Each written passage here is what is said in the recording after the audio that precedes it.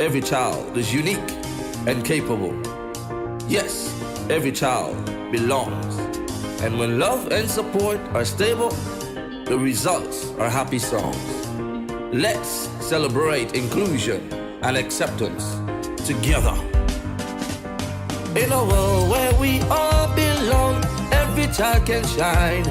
In a world where we all belong, no voice is denied. Different ability, but hearts the same. Let's break the silence, let's change the game. Let us join our hearts, let us make a start. Open up your mind, open up your heart. Let us make a try. If you wonder why every child can fly, let us join our hearts, let us make a start. Open up your mind, open up your heart. Let us make a try. If you wonder why every child can fly, with kindness and patience we'll pave the way, teaching acceptance day by day. In every class and every school, let's stand as one, celebrating differences, every child is fun. Let us join our hearts, let us make a start. Open up your mind, open up your heart. Let us make a try. If you wonder why every child can fly, let us join our hearts, let us make a start. Open up your mind, open up your heart. Let us make a try. If you wonder why every child can fly. Ooh, did I day? Hey. Embrace the light, let love unfold. Together we're strong, let the stories be told.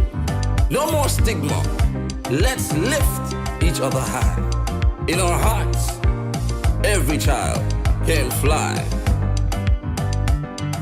Let us join our hearts, let us make a start. Open up your mind, open up your heart. Let us make a try. If you wonder why every child can fly, let us join our hearts, let us make a start. Open up your mind, open up your heart. Let us make a try. If you wonder why every child can fly.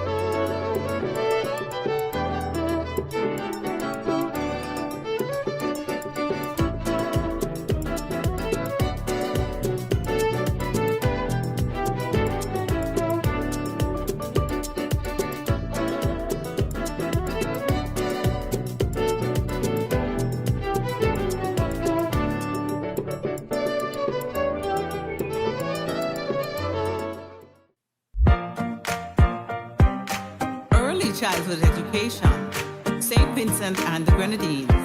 Let's go!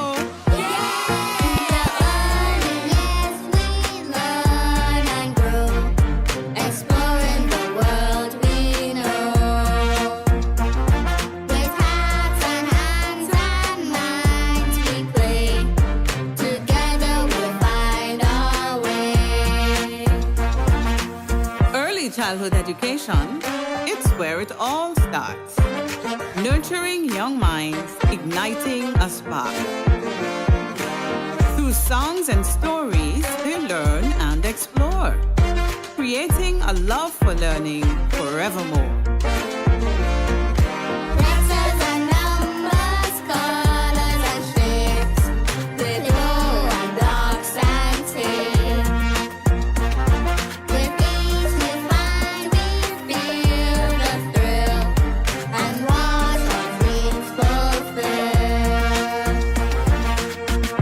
Childhood education, it's where it all starts. Nurturing young minds, igniting a spark. Through songs and stories, they learn and explore, creating a love for learning forevermore.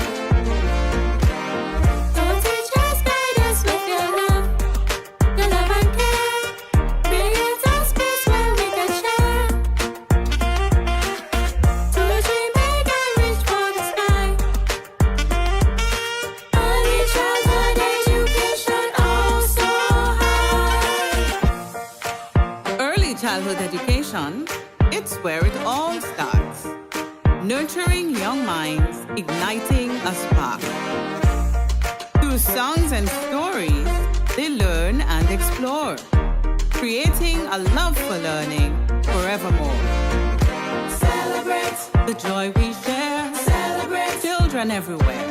Celebrate a brighter day. Celebrate, celebrate. Our voices ring. Celebrate, we can do anything.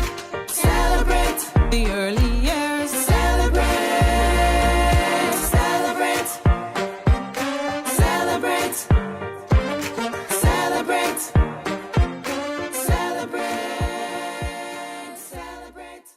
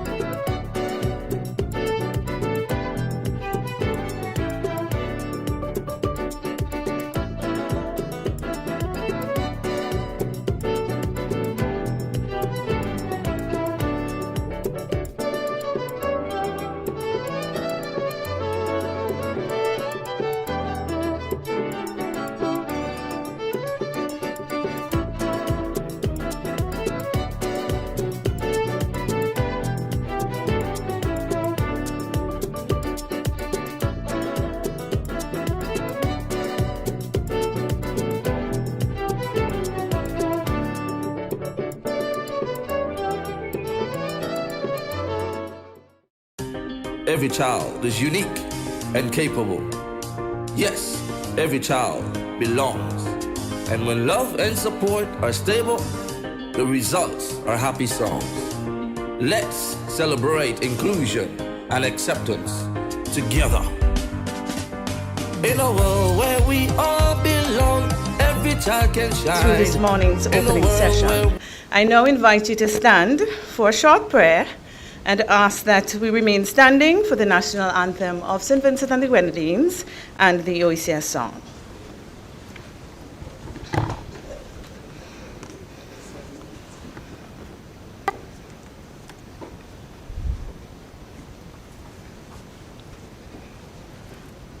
Dear God, I come before you this morning on behalf of all the little boys and girls in our region.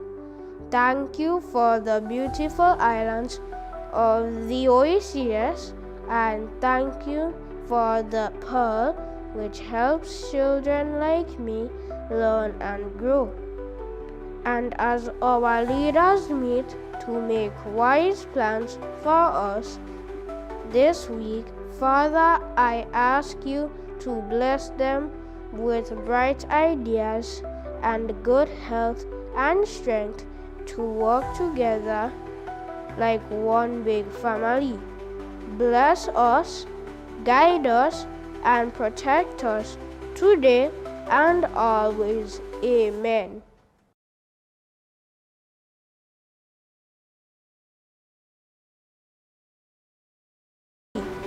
Bless us, guide us, and protect.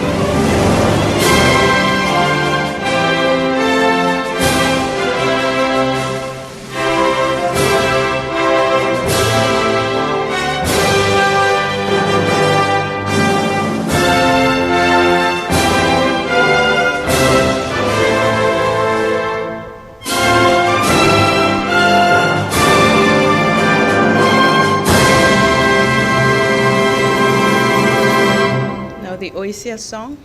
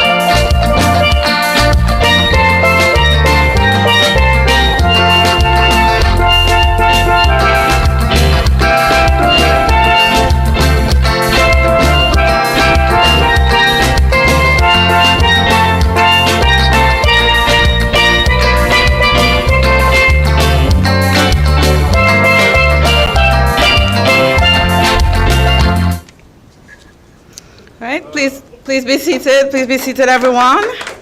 As I say thanks to Matthew Davis for doing the opening prayer for us. He's a 7-year-old from the Kingston Anglican School, one of 15 schools currently piloting the OECS Harmonized Primary Curriculum here. And also to Cindy Roberts, a teacher at one of our 3 schools for children with special needs. At this point, I acknowledge the presence of the Minister of Education, Vocational Training, Innovation, Digital Transformation and Information of St. Vincent and the Grenadines, the Honorable Philip Jackson. We also have with us the parliamentary representative for South Windward, which is this area. Of course, we are on the southeastern side of St. Vincent, the Honorable Andrew John, Director General of the OECS, His Excellency Dr. Didicus Jules, Head of the Human and Social Division at the OECS Commission, Mrs. Sister Simon, GPE Engagement Lead for the Caribbean, Mr. Mohamed Yassin, joining us remotely this morning, Permanent Secretaries, Chief Education Officers, education planners and other officials from ministries of education across the 8 OECS member states implementing the PEARL, development partners, staff of the OECS Commission, representatives of the media, ladies and gentlemen. Once again, it's really my pleasure to welcome all of you, including those joining us remotely, to this opening session of the OECS Pearl Governance Summit hosted by St. Vincent and the Grenadines. Your presence here is vital as we gather at a critical juncture in the life of the Pearl, nearing its end, but not simply to secure its sustainability, but to actively regenerate education across our region. Now, this opening session has been designed to last just about 30 minutes. So without further ado, I now invite to deliver the welcome remarks Permanent Secretary in the Ministry of Education of St. Vincent and the Grenadines, Mr. Michael Burke. Please welcome him as he comes.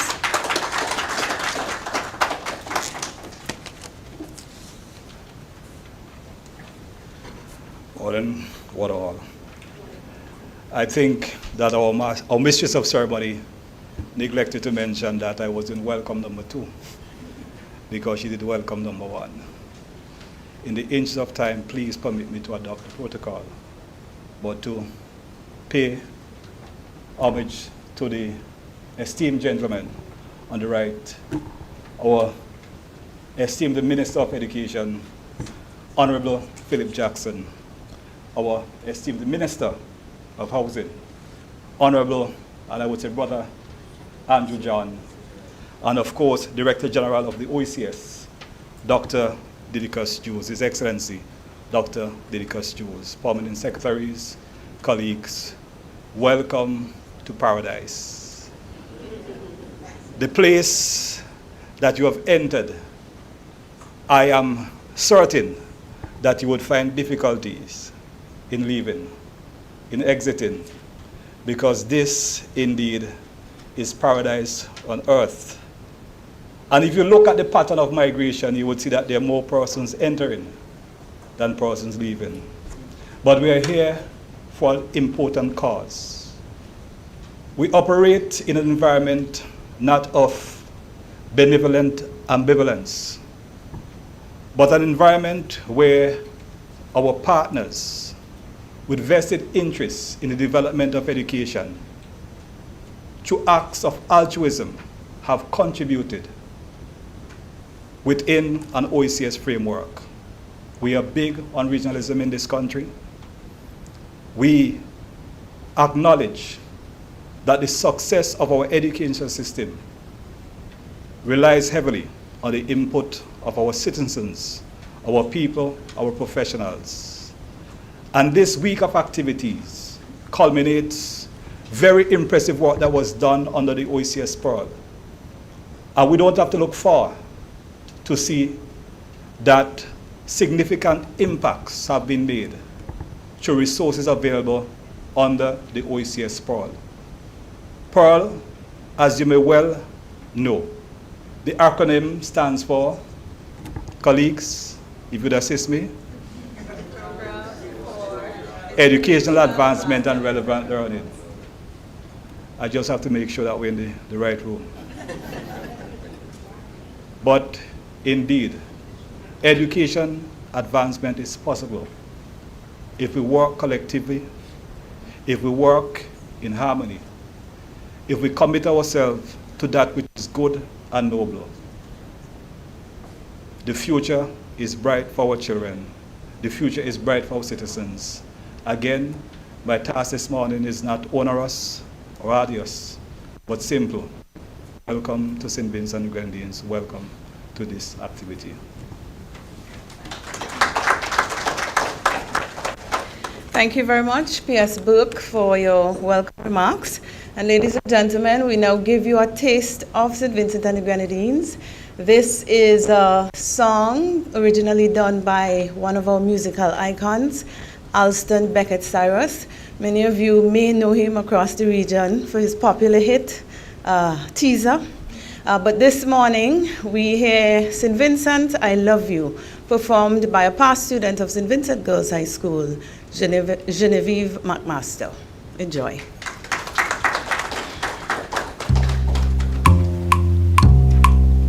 St. Vincent, my homeland, you give me no mansion, no gold, no diamond. St. Vincent, my homeland, you give me no mansion, no gold, no diamond. Yet I love you a million for the things that you have to offer. It's more than my heart desires. Lovely beach, tropical breeze, always there within my reach. I love you, St. Vincent, my sweet little island, St. Vincent. I love you, St. Vincent, home of the blessed St. Vincent. St. Vincent, St. Vincent, I love you. Can look at the sunrise, can look at the sunset. Sweet Mother Nature, such beauty, such splendor. Can live my life without fear. Freedom to go anywhere. You got love and you got peace. From La Soufrière to the Grenadines, I love you, St. Vincent, my sweet little island, St. Vincent.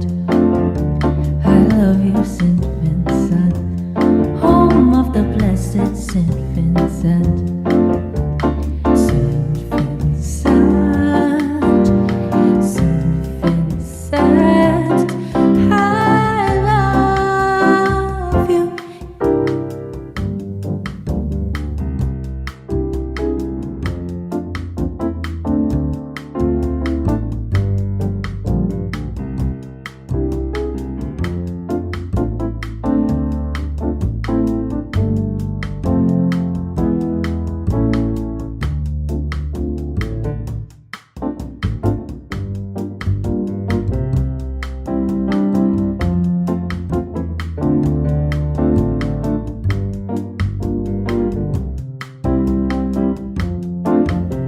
I love you, St. Vincent, my sweet little island, St. Vincent, home of the blessed St. Vincent. I love you, St. Vincent, St. Vincent, St. Vincent. I love you.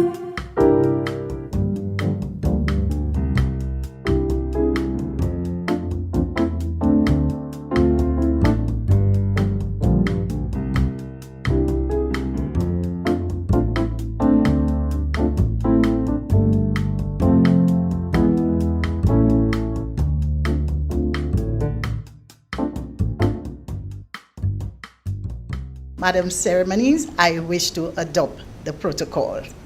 Thank you, and good morning once again.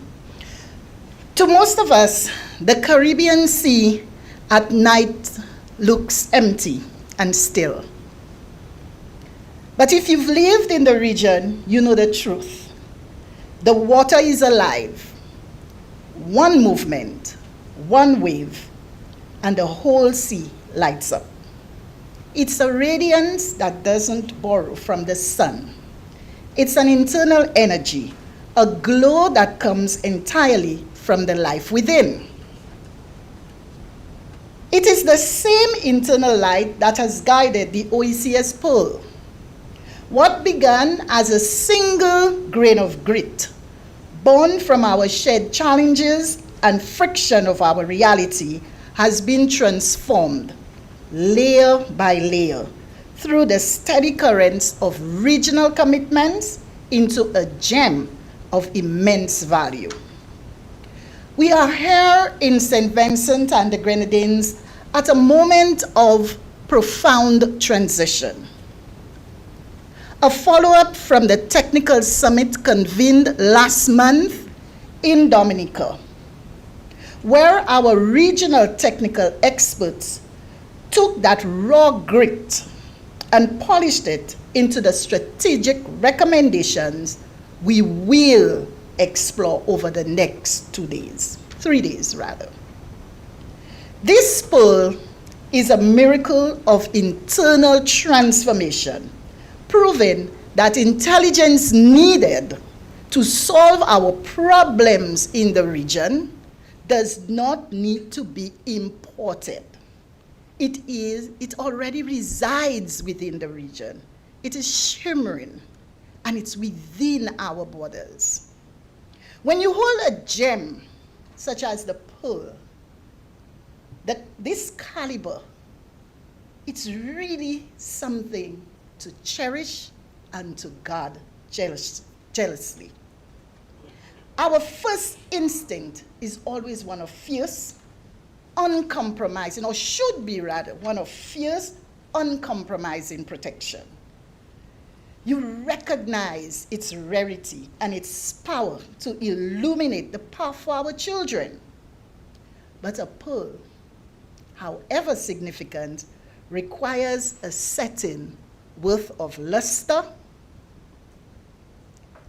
if it is to endure. As we look towards the horizon of 2030, our vision must expand from the individual beauty of the gem to the collective strength of the forest. If our Gen 5 assets, our curriculum, assessments, continuous school and systems improvement, professional development, and the MERL, they are the seeds of our enlightenment, then we must now become the architects of the soil, the water, and the space in which they will thrive. This governance summit is our time to move from the final milestone of a project to the permanent legacy of a people. We are here to secure this forest of regenerative trees through 4 decisive acts of sovereignty.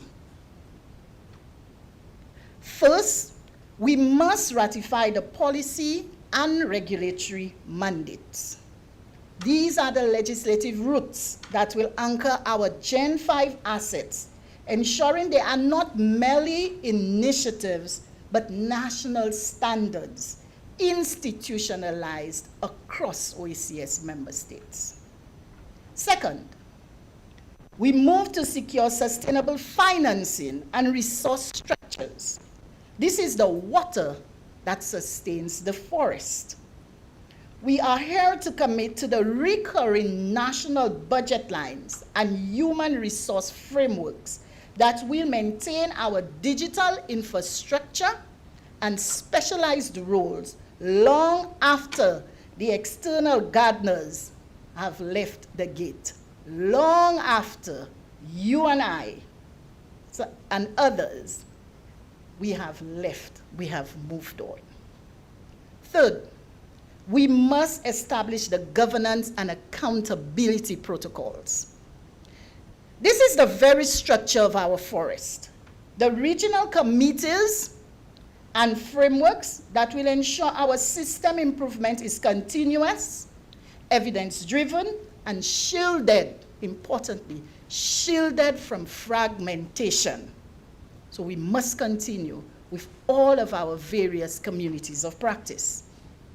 And finally, we are here to align our strategic partnerships, real partnerships, that requires a deep respect for regional professionalism. We seek to synchronize work plans of our development partners with our own national plans for regenerative development, ensuring that every external resource serves to feed our native canopy rather than crowd it out. And I want this to sink in. We move towards the 30th of June transition with a profound sense of professional pride. We refuse to allow our progress to be dictated by agendas that do not align with our reality. The Oecs Commission stands as the harmonizer of this growth, the heartbeat of an integration that turns individual islands into a unified sovereign front. Let us interrogate this technical package over the next few days with the urgency our children deserve and the dignity our history demands. This pearl, this gem is in our hands. Let us now build a forest where it will forever shine. I thank you. And we thank you very much, Mrs. Simon, for helping to put into focus the very reason that we're here for the next few days. At this point, we will have a special performance by some young students. It is on equity and inclusion. So I invite you to turn your attention to the screens at this time.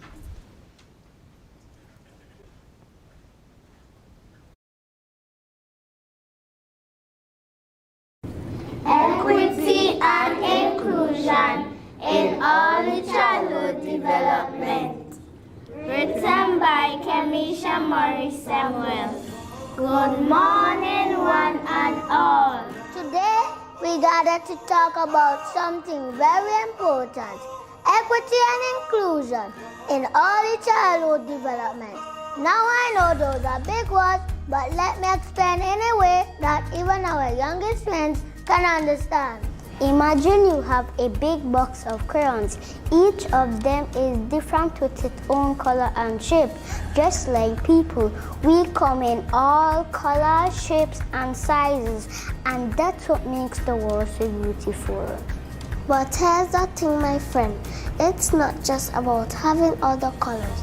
It's about us using them together to create something amazing. When we include everyone, we create a masterpiece. In our classroom or playground and in life, we want to make sure that everyone feels welcome and valued. It doesn't matter where you come from, what you look like, or what you can do. We're all special, we all have something to share. So let's be kind to one another. Let's make friends with those who are different from us. Because when we do, we learn so much more and have a lot more fun. Remember, my dear friends, that we practice equity and inclusion. We're like a rainbow, a beautiful, colorful, and harmonious community, and that's something truly special. Thank you for listening, and let's continue to spread love, kindness, and inclusion wherever we go.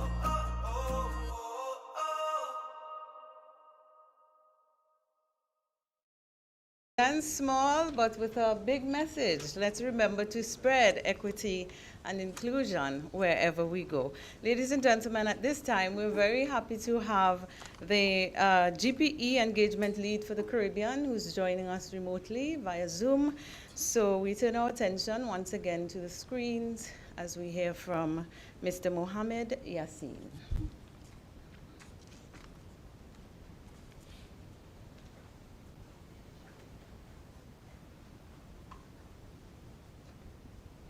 Okay.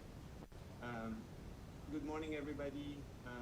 Honorable Minister Philip Jackson, Minister of Education of St. Vincent and the Grenadines, Dr. Didekis Jules, Secretary General, Director General of the OECS Commission, and honorary members and guests.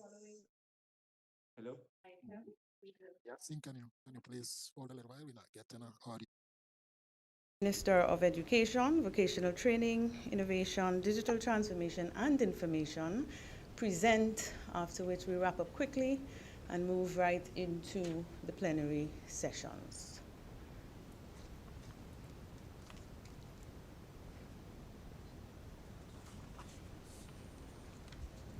If we're having a bit of a difficulty there, we can move on in the interest of time.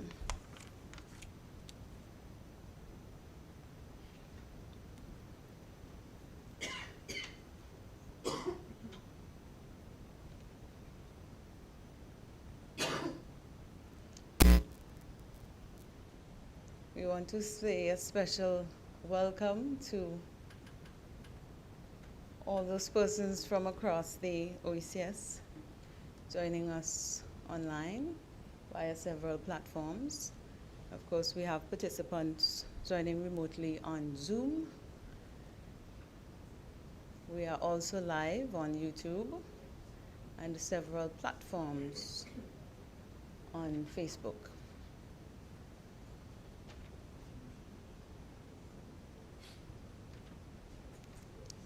All right, so I say we move on. So at this point, we will have remarks by the Minister of Education, Vocational Training, Innovation, Digital Transformation and Information of St. Vincent and the Grenadines. Please put your hands together as we welcome the Honorable Philip Jackson.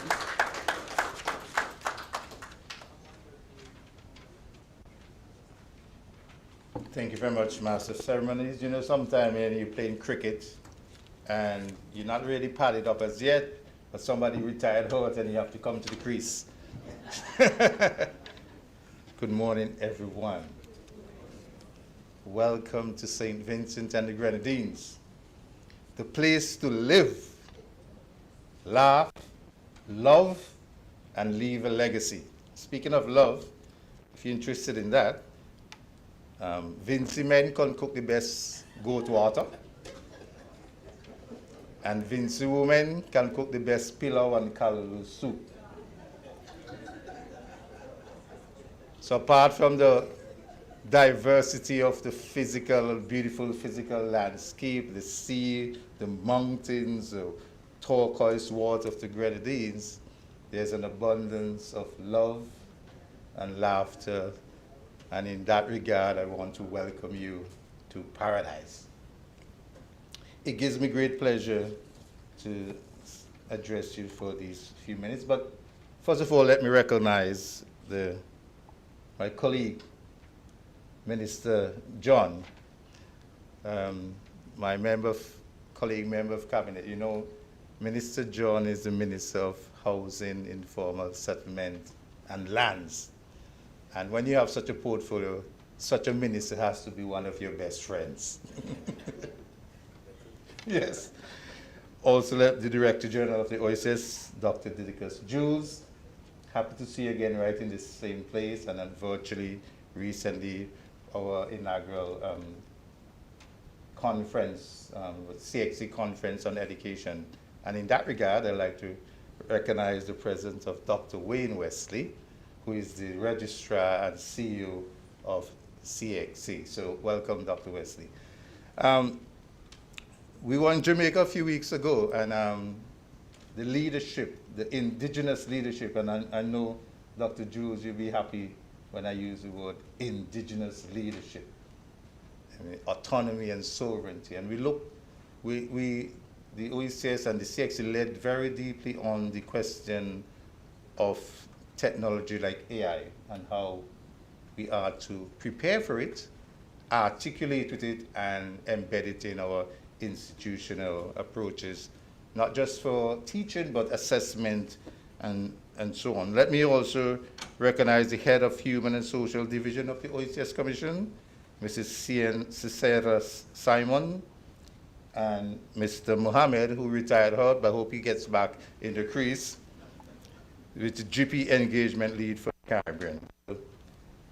The development partners present here, staff of the OECS Commission, permanent secretaries, CEOs of education officers, chief education officers, and other education officials from around the region.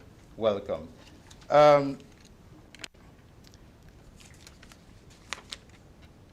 Today, we're celebrating what I would call a transition. For the past 5 years, most of you in this room have put a lot of work into Pearl. And Pearl, anybody can repeat what Pearl means straight off the bat? So, let me hear, somebody give it a try.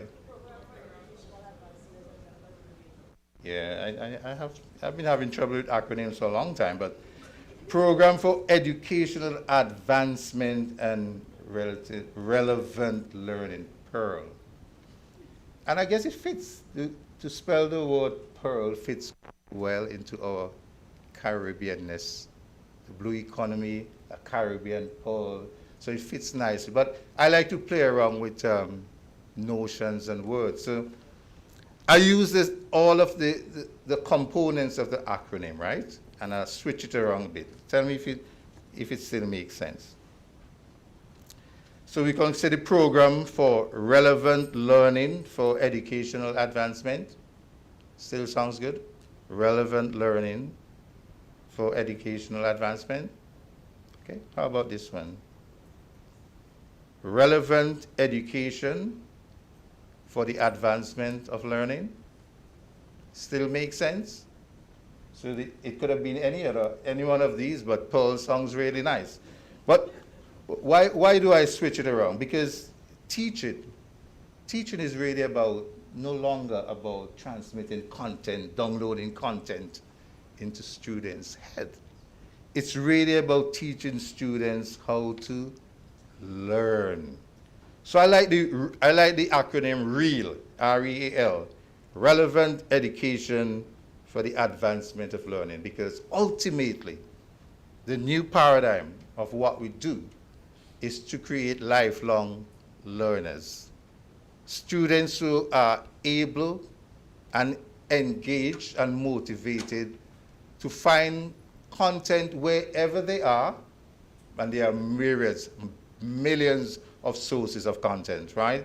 But we have to teach them to become active, lifelong learners, how to evaluate information, put them together, and so on. So I want to propose that all of what we're doing in the Pearl project and institutionalizing the assets and through generative development and the governance structures that go with that is to keep in mind that the education journey is not so much about what the teacher can download in the student's head, but the sort of attitudes and competencies necessary for them to develop an attitude of lifelong learning. So I'm gonna take you a step back a bit. Now, when we look at governance for sustained learning of the Pearl, I want to focus on some deep structures that we need to address. Secondly, some of the functions based on these structures, and the last point, what I call the actor network theory that informs what we do. So, what are some of the deep structures of our educational system in the region? One, and let me see if you agree with me or not, but do you sometimes feel that the education system, especially in the primary school is focused mainly on getting ready for CPEA as opposed for a focus on individualized learning and acquiring of competence? Do you sometimes feel as though content has become the dominant form of the engagement rather than ensuring that each student, at least by grade 2, is well on their way to achieving the sort of educational outcomes that are necessary? So we have to, if we're talking about governance and generative governance and sustainability, we have to examine some of the deep structures of the education system that we are advancing, and ask ourselves, is it possible that the way we were doing things, with a focus mainly on exams and getting to CPA as opposed to individualized learning, if that in itself is something we need to address to ensure that there's sustainability?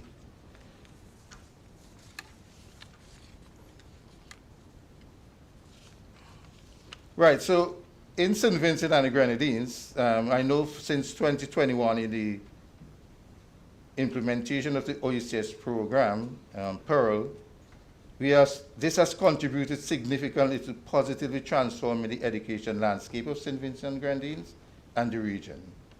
The gains achieved through the implementation of the Oecs Pearl function to crystallize the strategic interventions articulated in the Oecs sector strategy.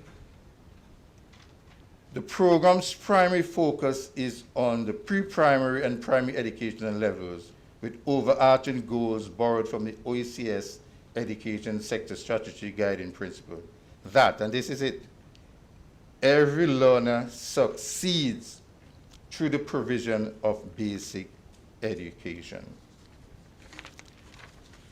So for the next couple of days, technocrats, leaders will be focusing on ensuring that the gains of the last 5 years are properly embedded in policies, guidelines, finances, methodologies, and transformational approaches to our education. Now, I think it's very important that we then spend some time thinking deeply about questions like, how do we engage in a tripartite relationship with the school, the home, and the wider community? I want to propose that to achieve the sort of sustainable and generative development that we propose in this workshop, we have to take consideration in how do we create the architecture for the community and the home to get properly involved. And I looked at, for example, the online learning platform. As a matter of fact, I looked at it and noticed that most of the content is social studies, very few on mathematics and science. I think so far there's been 127 posting on the platform. Well, a lot of it has to do with social studies. So I'm just wondering, any maths person or science person in the room? Right, so there has to be an opening, and this is why I'm proposing one of the things we need to look at. How does the platform invite the community into the process? Because present in the community are retired experts or just experts who are still working, but they want to be able to see what is it we're doing, what is the curriculum like, how can I integrate with what is happening at the school level, how can I add my time How can I volunteer to come give some guest lectures? How can I generate content that can help in the process to proliferate the platforms and so on? So I think it's critical that that platform is not just open up to educators, but it should be a living, active environment where individuals who are interested in the process and who are competent to add to it can be able to engage and add to it.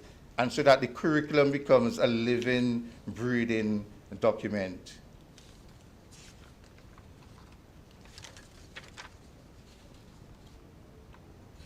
A national and regional-wide education needs survey was conducted. I'm giving some examples to assess the degree of special education needs in the region.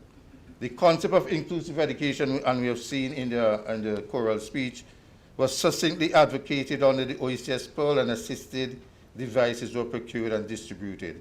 And this was complemented by exposing SEN practitioners to training on the My Professional Development, the MYPD component.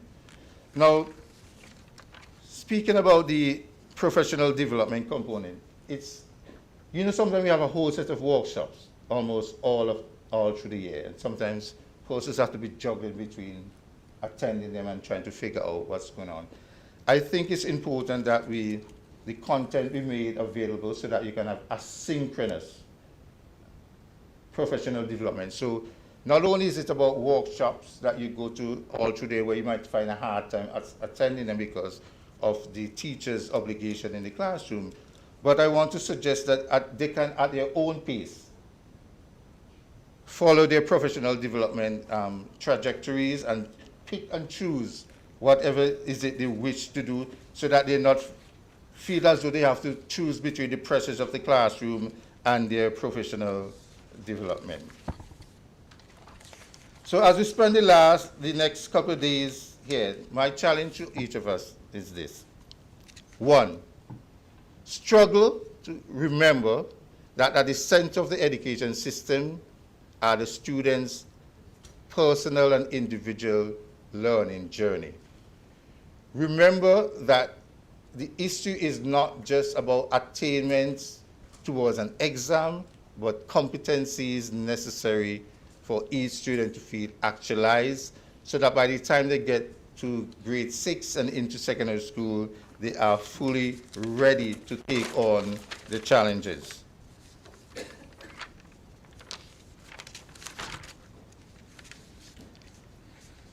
Therefore, we must embody an unparalleled advocacy for the collective development of our education system that is built on the principles of integration and shared experiences.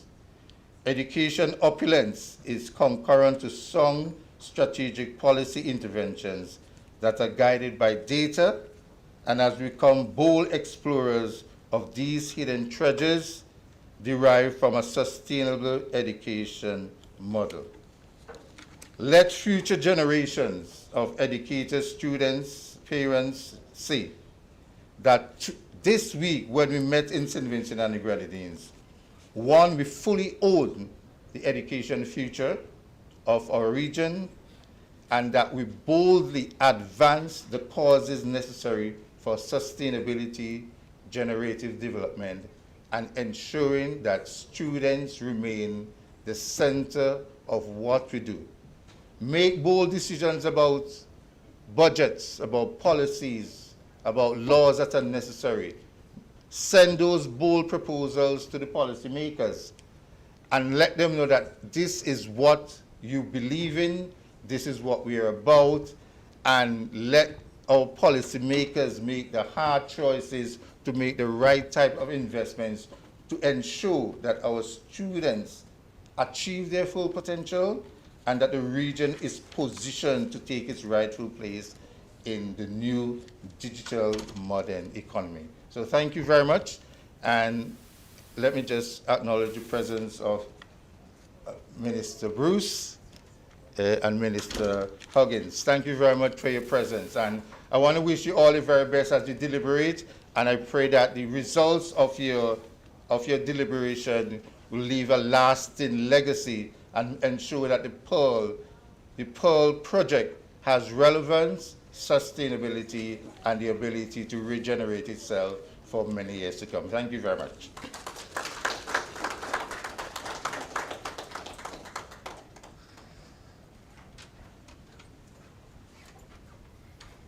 Thank you very much, Minister Jackson, for your presence and also for your remarks.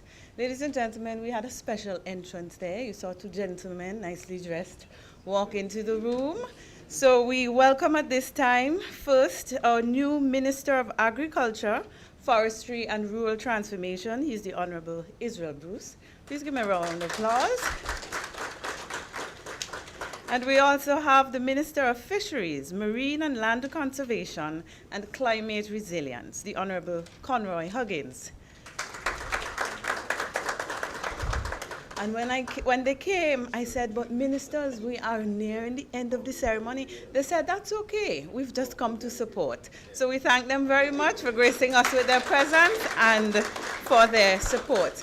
We move on now with the ceremony. And ladies and gentlemen, just a few weeks ago, we launched 2 social studies resources which emphasize the Garifuna culture. The Garifuna people are an important part of our culture. They are our indigenous people, and they have inspired this presentation, Garifuna Lives. So we invite you at this point to enjoy the performance, and the creation of the music video is actually part of our ministry's ongoing efforts to create culturally relevant educational resources and support the new DOHPC, the Digital OECS Harmonized Primary Curriculum. So enjoy at this time, students from the Sandy Bay Government School.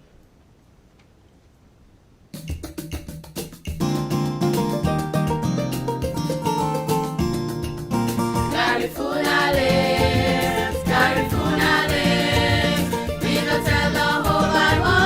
Garifuna lives, Garifuna lives, Garifuna lives. We don't tell the whole wide world. Garifuna lives. Ever since Shishataya was born and bred in Lulu, a strong Garifuna who fought for justice too. We remember bloody rain and remember what he did. The spirit of Shataya today forever live.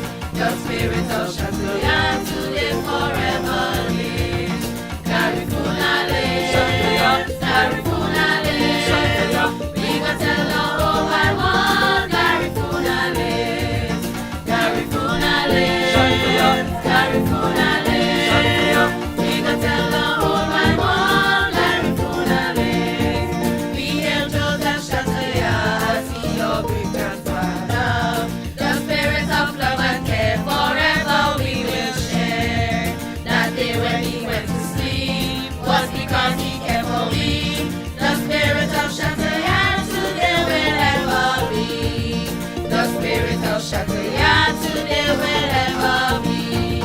Garifuna lives, Garifuna lives. We gon' tell the whole wide world. Garifuna lives, Garifuna lives, Garifuna lives. We gon' tell the whole wide world. Garifuna lives. Our brother Shataya unite all Garifuna. Me and brother Duvale unite our ancestors. This is what we say today. Joining hands and as we say, the spirit of Shataya within us lives today. The spirit of Shataya within us lives today. Garifuna lives, Garifuna lives. We gon' tell the whole wide world. Garifuna lives, Garifuna lives, Garifuna lives. We gon' tell the whole wide world. Garifuna lives. We gon' tell the whole wide world. Garifuna lives.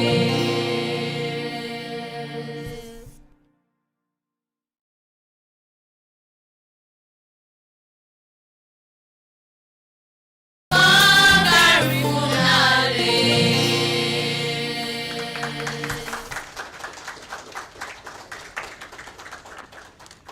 All right, Garifuna Live. They say one of the ways you check the impact of a song is by its memorability. And I'm sure that you'd walk away today singing Garifuna Lives if you don't remember anything else, right? All right, we thank the students of the Sandy Bay Government School very much for that. Now, ladies and gentlemen, we go back to the remarks from our representative of the Global Partnership for Education, who is now online. And we hope that everything goes smoothly as we welcome the remarks from Mr. Mohammed Yassin. Hello, is it working now? Okay, great. Thank you. And apologies for all the technical issues. I was actually connected on another link, and it turned out it's not the speaker link. So I apologize for that, and I apologize for coming in after the minister. That wasn't the plan, but protocol is that I hear my voice is too high. Protocol is established, so I'll move quickly. But Honorable Minister Phil Jackson and Director General of the OECS, Dr. Dilekos Jules, Excellencies and colleagues, I will first apologize by not being in the room with you today. I completely wanted to be, but we are currently working in Washington D.C. to basically within our replenishment campaign, so to raise funds for our partner countries, including St. Vincent and the Grenadines. So please pray for us that we are successful in that, so we can continue supporting our partner countries. And that's the main reason why I am not with you today in person. But I hope to visit soon, and I hope to meet the minister very soon. So what brings us today is something really, really significant, and I attended the first technical summit, and I was very, very impressed by the work of the different colleagues from the ministries. This is the second phase right now, and it really marks a transition from discussing reforms as individual activities and project activities to strengthening education systems as living systems that can learn, adapt, and grow over time. And that's really the essence of the model, the regenerative development approach that the OECS Commission and the countries are putting in place, and it's really, really impressive. Regenerative development goes beyond sustaining project outputs, but it's really about building the system with feedback loops, strong data that gives this feedback and leads quickly to action, systems that can distinguish and actually celebrate innovation and adaptability from negative drift. But we do recognize that things don't stay constant, and they need to adapt, and they need to continue innovate. And systems where equity is used as a constant stress test of whether we're doing the right thing. In short, it is really about ensuring that these reforms do not end when a project ends, but it's really part of a larger and longer transformation journey that is led by national leadership and also regional collaboration. From the beginning, when the Global Partnership for Education, or GPE, supported the design and the financing of the Pearl through the 10 million grant from GPE, regional integration was a deliberate and non-negotiable design parameter.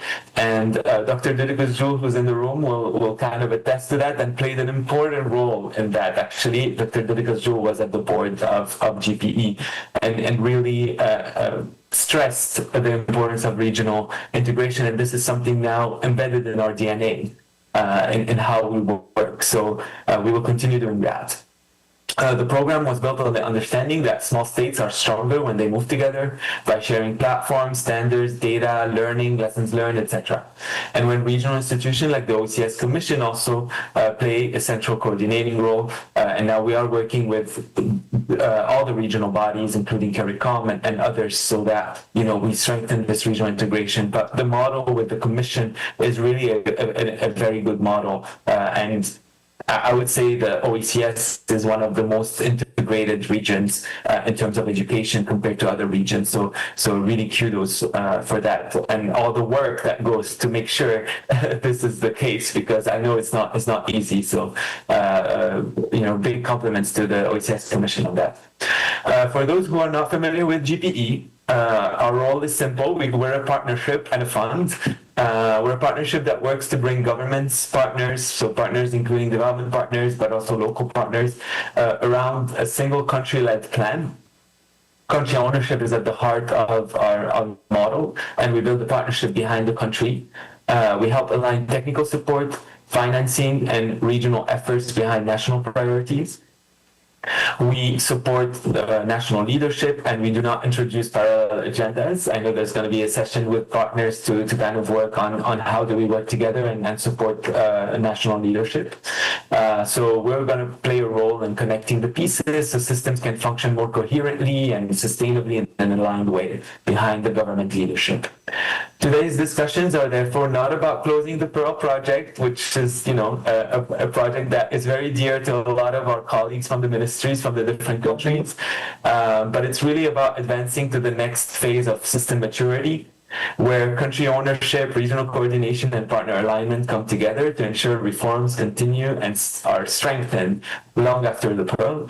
And this is still part of the journey. There will be more work together and continuing to kind of advance the transformation journey. I look forward to the dialogue ahead and the continued collaboration in service of resilient, adaptive, and equitable education systems across the OECS. And I thank you and apologize again for the technical difficulties. And I'll be connected through the day and work with the partners on the partner session. Thank you so much. And we thank you. We thank you very much, Mr. Yassine. And I think all's well that ends well. You came in just on time. At this point, ladies and gentlemen, it's just left for me to thank you all for your attendance, for your attention over the last few minutes, as I wish you rich discussions and meaningful collaboration over the coming days. My name is Marlon Anton James, and it's been a pleasure. Thank you.